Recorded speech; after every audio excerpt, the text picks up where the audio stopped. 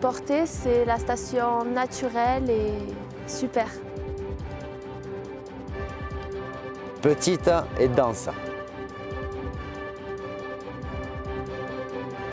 Moi, je dirais grandiose.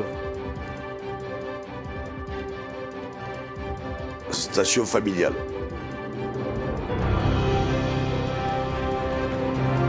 Je veux dire, dans les Pyrénées, ça va être le petit Chamonix. Le paradis.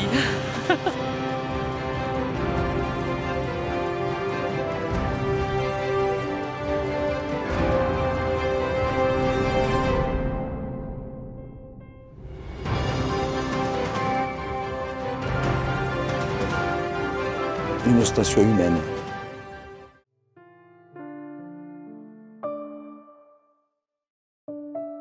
Portet-Pimoins est une commune française située dans le département des Pyrénées-Orientales, près de l'Andorre. Celle-ci est reliée au département de l'Ariège par le tunnel ou par le col du Pimoins. La station de ski de Portet-Pimoins fut créée en 1936, n'avait que 3 téléskis à l'époque et qui compte aujourd'hui 35 pistes de ski alpin et 6 boucles de ski de fond.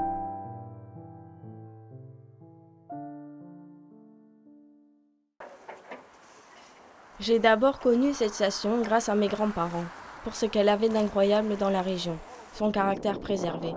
Mes grands-parents n'aimant pas les endroits trop fréquentés.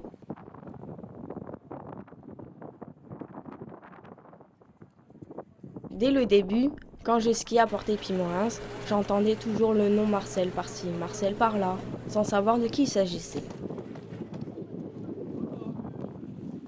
Ensuite, quand je me suis inscrite au ski club, évidemment, au fur et à mesure, j'ai su que Marcel était donc cet homme qui tenait le restaurant La Tramontagne depuis des années, là où on allait boire un chocolat chaud entre les cours de ski.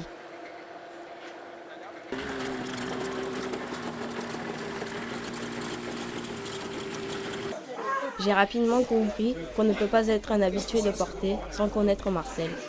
Ici, c'est une légende. Marcel Pétavy a perdu son papa, ici dans une avalanche. Il travaillait à la mine de fer de Portet-Pimoins. Marcel est un grand personnage qui, pour moi, marquera l'histoire de Portet-Pimoins.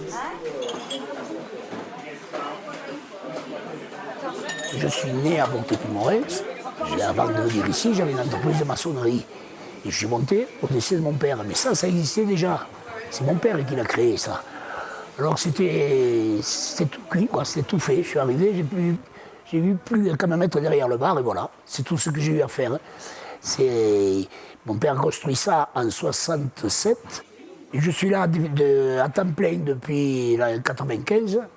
Enfin, j'ai toujours été ici, que ce soit les vacances, les week-ends, tout le temps, quoi. J'ai toujours été ici, c'est ma passion. J'adore cette tramontane. Et je m'y régale, c'est ça. La preuve, à mon âge, je suis encore là. Je ne travaille pas beaucoup, mais je suis là. Une fois qu'on a rencontré Marcel, on comprend que Portet-Pimoins, c'est pas que des remontées mécaniques ou du ski. C'est surtout des personnes attachées à la station.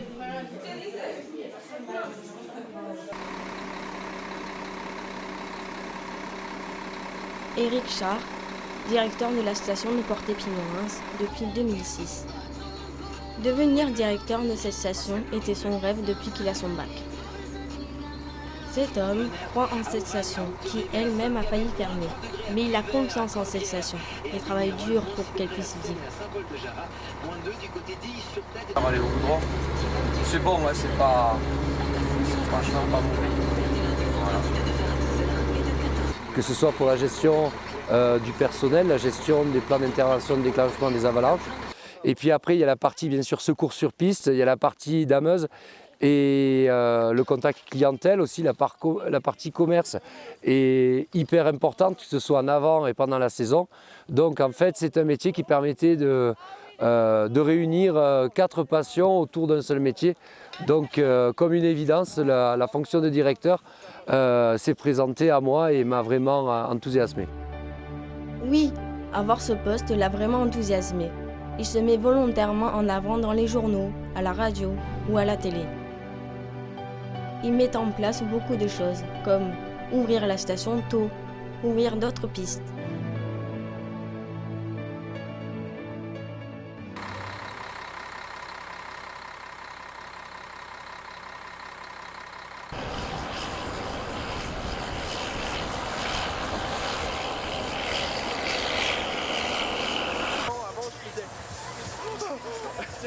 J'ai appris à connaître les gens qui la faisaient vivre et j'ai ressenti alors la force des liens qui unissent les hommes à la station. La station aux hommes. T'es prête pour l'interview? Non, pas maintenant. Ce lien qui fait que définitivement, elle n'est pas comme les autres.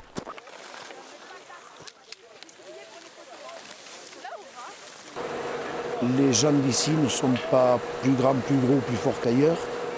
Mais il y a un côté taille humaine, je ne vais pas dire familial parce que c'est surexploité ce mot-là, mais une zone à taille humaine où les gens se connaissent, vivent ensemble. C'est cet aspect-là qui me nourrit beaucoup. Voilà. Jean-Jacques était mon tout premier entraîneur de ski club. Il m'a à la fois traumatisé et appris. Quand je l'avais, j'avais tellement peur de lui. Il nous criait dessus. Et en même temps, je le comprenais. Parce que je voyais à quel point il vivait la progression de chacun d'entre nous, comme si c'était sa chair et son sang. Il n'avait pas de pitié, parce que la montagne est dure, et le ski, une discipline dans laquelle il n'est pas pardonné de flancher. Il ne supportait pas qu'on n'ait pas confiance en nous. Il nous a fait travailler, et travailler encore, tout comme ceux ici qui travaillent et travaillent encore pour cette station.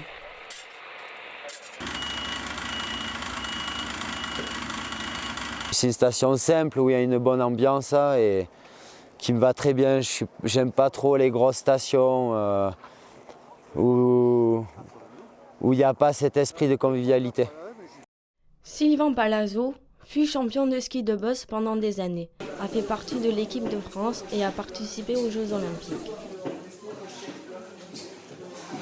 Connaissez-vous Perrine Lafont, qui vient de gagner les Jeux Olympiques? Eh bien, c'était lui son premier entraîneur. On est tous fiers ici d'ailleurs. C'est comme si Porté avait gagné sa médaille. Eh bien voilà, cet homme est pour moi un grand exemple de passionné de la station.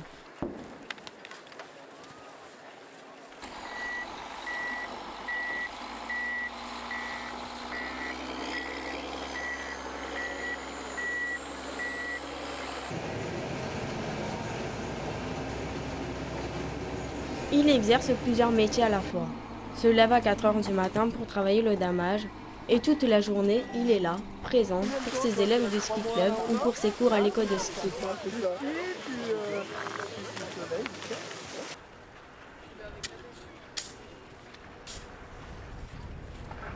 Je n'ai pas vu un jour Sylvain sans sa pelle pour préparer sa piste de boss pour ses élèves qui l'entraînent. Allez Lilou, tu dois me passer au-dessus.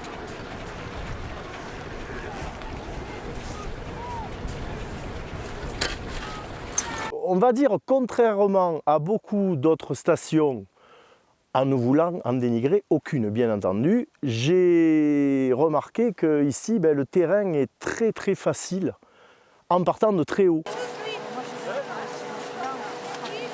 Bruno Gurlesque, moniteur de ski. C'est un des moniteurs qui a l'habitude d'emmener ses enfants dans leurs pistes. Il adore ça.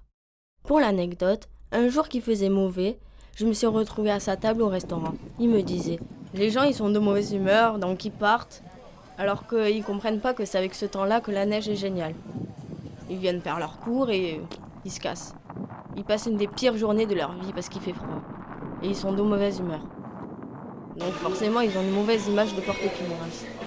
Ça me fait mal au cœur, parce que c'est pas comme ça tout le temps. Malheureusement, c'est ce qui arrive bien souvent.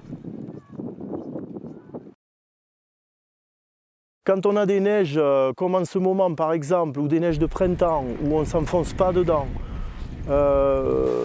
des endroits qui paraissent bien sécurisés malgré tout, parce que même s'il n'y a pas présence de piste, il y a de grands espaces qu'on peut le voir tout autour ici. C'est un endroit qui offre une variété qui m'a permis toute ma carrière d'entraîneur de faire en sorte que les gamins ne répètent pas 2 fois la même chose et puissent avoir un espace de découverte quasiment illimité.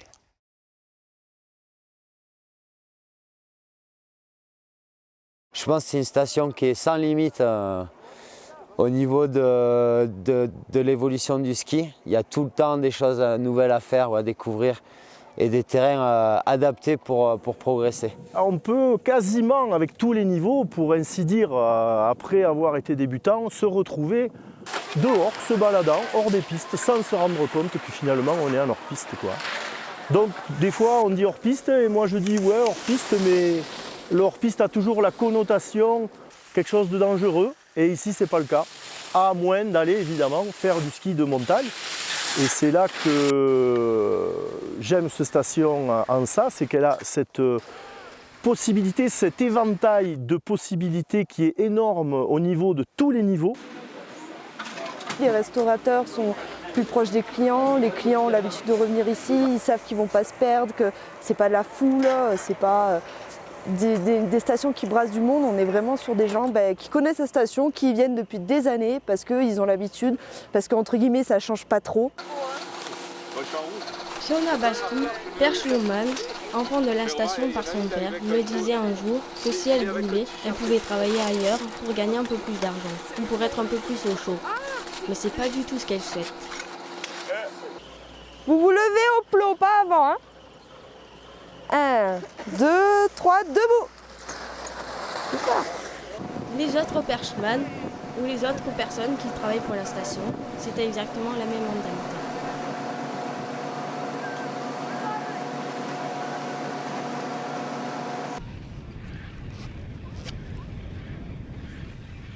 Déjà, on a un enneigement naturel, une neige pas de canon. La plupart du domaine est enneigé naturellement et donc il y a beaucoup d'espace de freeride. Ensuite, le statut de petite station qui, du coup, c'est vrai qu'il faut supporter des remontées qui ne sont pas au top de la technologie ou ce genre de choses, mais elles sont quand même, pour somme toute, assez rapides. Par exemple, le Planey, il n'y a que 6 minutes de montée, ce qui est plutôt pas mal.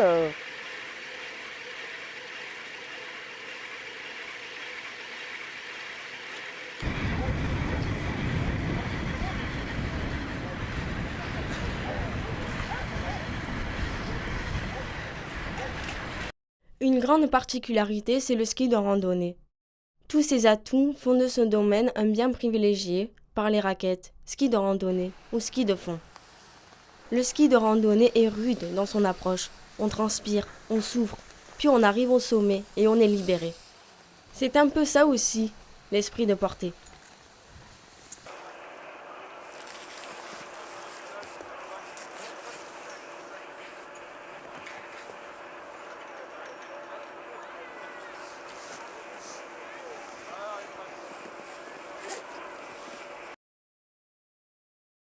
Comparé à d'autres stations, Porte-Épimorens fonctionne d'une manière spéciale. Tous les gens que j'ai rencontrés vibrent pour cette station. Et la station vit grâce à ces hommes qui se battent pour la faire évoluer, malgré tous les inconvénients qu'il pourrait y avoir, comme le brouillard, le froid, le vent qui y règne souvent. Les gens sont tellement passionnés qu'ils y restent.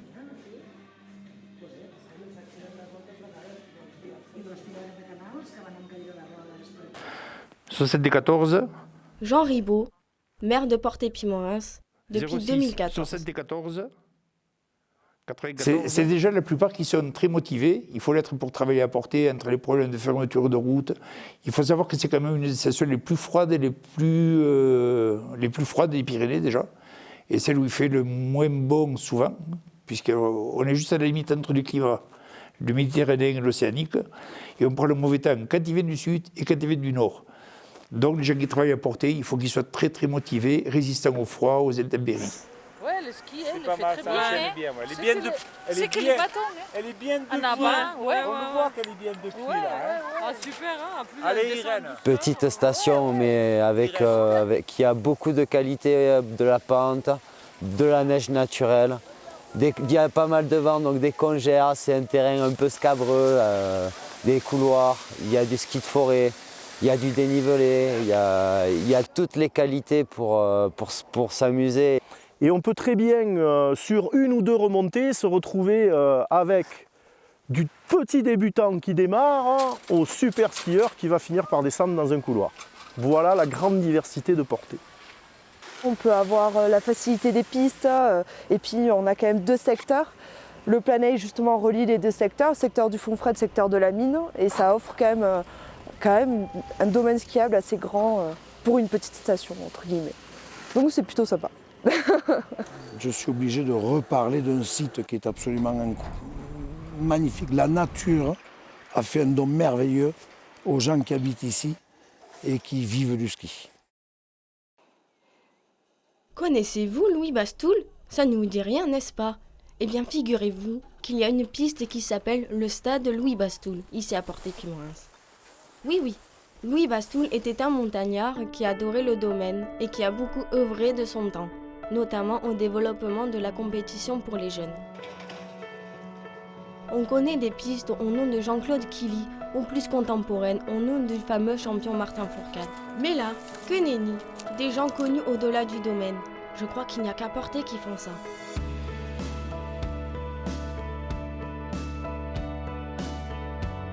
Louis Bastoul était en décalage avec tout ce qu'on nous enseigne depuis très très longtemps dans la société humaine. C'est un monsieur qui s'est toujours nourri du regard qu'il porte aux autres et non du regard que les autres lui portent. Et j'ai toujours vu cet homme heureux quand il voyait des enfants être heureux et profiter de choses que lui-même, étant enfant, n'a pas profité.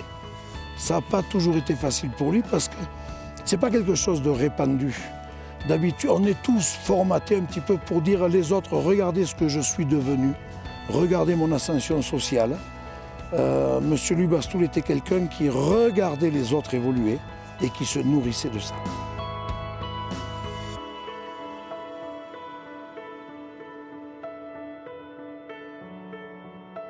Je commence à mieux comprendre comment sont les personnes à Portet-Puymorens. Des gens attachés au passé, respectueux et reconnaissants envers les figures fortes du domaine, comme Marcel ou comme lui, Louis Bastoul. Peu importe finalement les querelles ou les rancœurs de station. Tout le monde va au-delà car il reste une passion commune, Portet. Ils sont fiers des personnes ayant mis la main à l'édifice et font un hommage à la hauteur.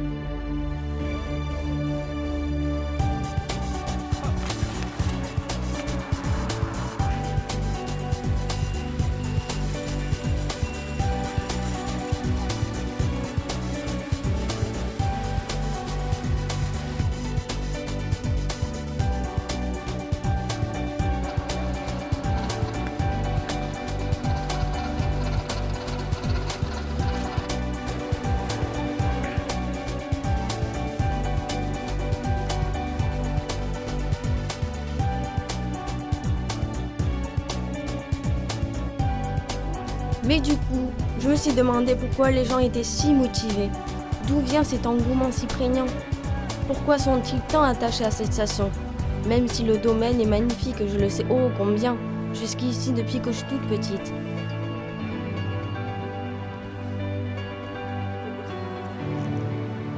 Mais ce qui m'interpelle le plus, c'est que chaque année, chaque saison, je revois les mêmes têtes, les mêmes moniteurs.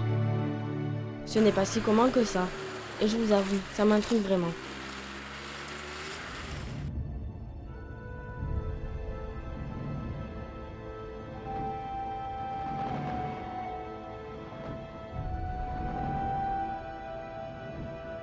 Il y a une espèce de mélange de nostalgie et de bonheur à contempler des choses qui me font revenir vers l'enfance. Donc il y a toute la partie qui est inexplicable. C'est un lien filial entre la station et moi. C'est-à-dire je suis un fils de cette station.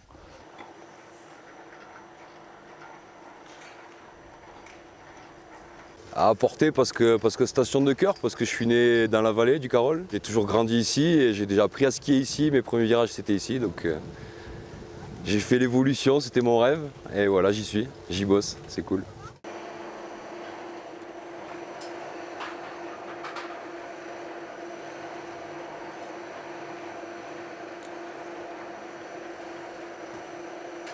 J'ai été pendant longtemps en ville.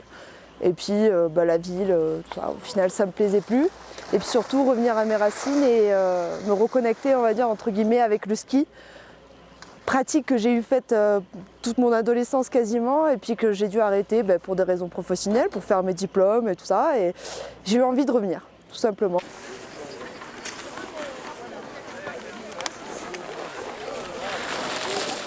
Je suis parti dans les métiers de la montagne, je suis bien à la montagne, j'ai passé mon brevet d'état de ski et j'ai choisi cette station. J'étais parti 10 ans dans les Alpes pour la compétition, je suis revenu ici parce que j'avais le cœur ici.